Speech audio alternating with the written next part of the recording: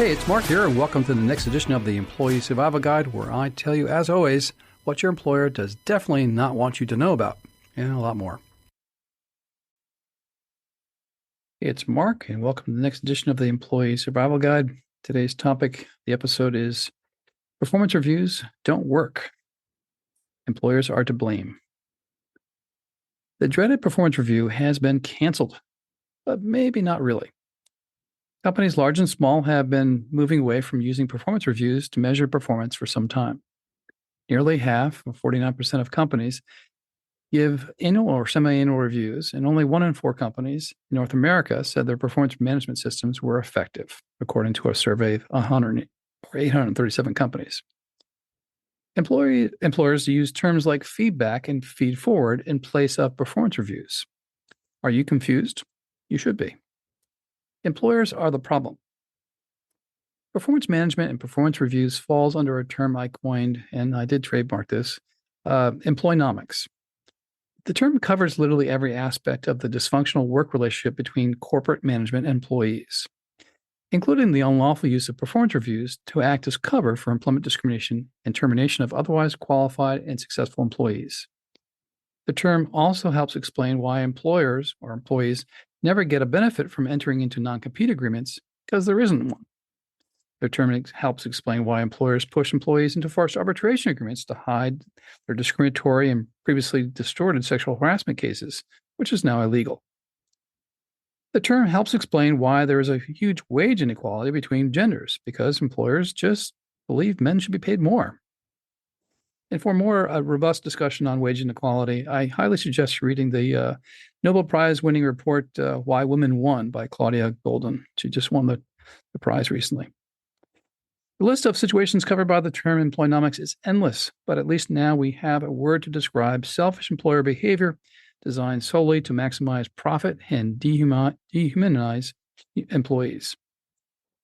As an employment attorney, I advise executives and employees at all levels, and I provide employers with my version of the performance review, where I specifically identify unlawful and illegal actions imposed on our clients. We use lengthy sworn client affidavits, extensive notice of claims letters, and even federal lawsuits to shame employers, because shame is king. Employers do not like it when we review them because we speak with the truth that employers refuse to acknowledge. Truth not even to the SEC, the Securities Exchange Commission. Who else is going to review employers and evoke meaningful change? Glassdoor? Or the U.S. Equal Employment Opportunity Commission? Give me a break. Employees are on their own, and employers love to manipulate the current dysfunctional relationship to their twisted advantage and at an extreme economic cost to employees. But not on my watch. Performance reviews were and are an integral part of the dysfunction forced on employees. The act of conducting a performance review produces anxiety and dread among employees. A recent Wall Street Journal article on September 12, 2023, titled, "Bosses Say Feedback is Too Scary for Some Workers, so they use this word instead." And it examined the word feedback given to employees was too scary for some employees because of the anxiety-inducing word. The article fell flat for me because feedback is just another word for performance review, developed by expensive management consultants attempting to engage in semantics to get employees to conform under management's constant control. Likewise, 95% of all managers hate giving annual performance reviews because they are time-consuming and offer little evidence the review will provoke the type of reaction it was intended to have, i.e., better performance and more profitability. Adding insult to injury, managers lack the appropriate training to provide an effective performance review and probably cannot communicate effectively to promote change in any employee. In case you didn't know this fact, companies do not train managers to manage or provide effective performance reviews. Managers train themselves on the job. It's a fact. Another contributing factor in the continued use of performance reviews is that it is big business for software companies. Software companies such as SAP, SuccessFactors, and Workday, HCM, cost employers annually $15,000 to $60,000 per year per license to use the software. Phrases and words like performance review and feedback and even performance improvement plans are all relics of an older employer regime that has lost connection with employees who ironically make them profitable. Disengaged employees already know performance reviews are a joke and have little bearing on their jobs. Currently, most employees have figured out that performance reviews are used to set up employees for termination. Finally, some really ill-minded managers use performance reviews to further their discriminatory biases against a wide variety of protected classifications. Employees are the solution. The most ridiculous aspect of regarding problems associated with the use of performance reviews is that employers never include employees in the development of an effective performance management system. Employers may claim they do, but don't believe it. The situation is so acute right now that employee engagement is at an all-time low. Performance reviews and employee engagement are one and the same. According to a recent Gallup poll, U.S. employee engagement needs a rebound in 2023. According to Gallup, the engagement elements that declined the most from the pre-pandemic record high engagement in 2019 and 2022 were the following, and they sound like a performance review. Clarity of expectations. Well, of course. Connection to the mission or purpose of the company. Opportunities to learn and grow. Opportunities to do what employees do best. And my favorite one at the bottom, feeling cared about at work. Employees need to feel they are part of the conversation instead of being dictated by the authoritarian systems called, quote unquote, employers. The word trust, or feeling cared about at work, is a simple word with a common understanding to millions of employees, but unfamiliar to employers. Employee engagement and performance will dramatically increase once employees feel they can trust employers. How simple is that?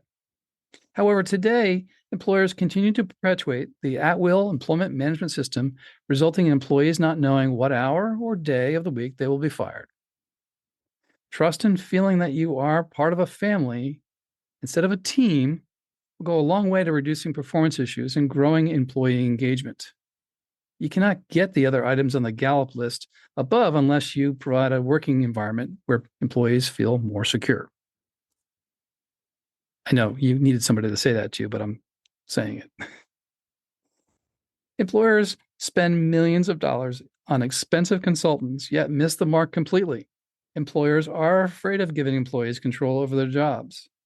I am not talking about unionization. I am talking about giving employees a voice and the ability to work in an environment where they matter and can connect to the mission of the employer.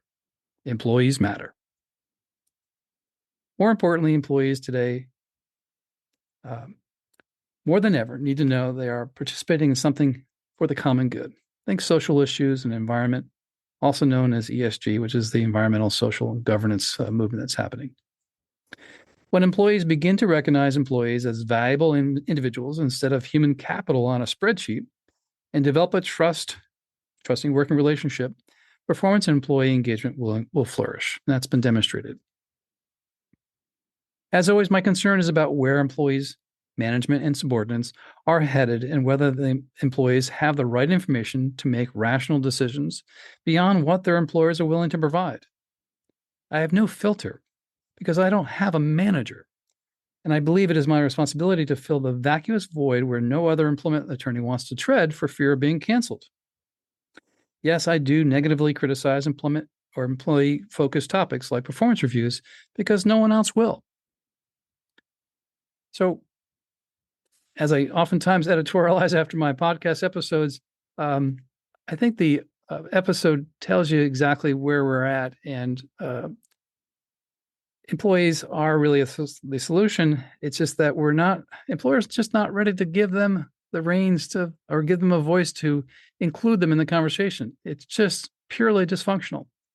And until that changes, and until employers want to, find more profitability in their companies, they're just going to do the same old. So just use this information to your benefit as you go through your job and dealing with performance reviews. You now know some more information to maybe make you dangerous And that's the point of this podcast. Until next time, thank you.